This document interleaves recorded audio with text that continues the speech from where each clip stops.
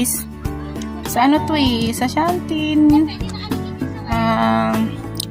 flower farm. Pero hindi lang pala flowers ang mga tinatanim nila, kundi yung mga gulay din, di ba? Oh. Meron silang ano, kalabasa. I think the other one is carrots over there. And then doon merong ano, corn, doon banda. And then merong cucumber.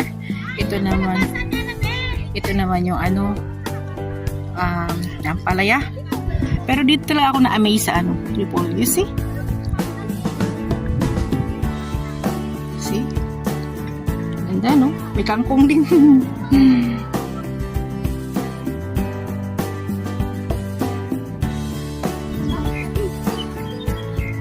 So, dahil itong kalabasa, ayan, no? May bunga na siya.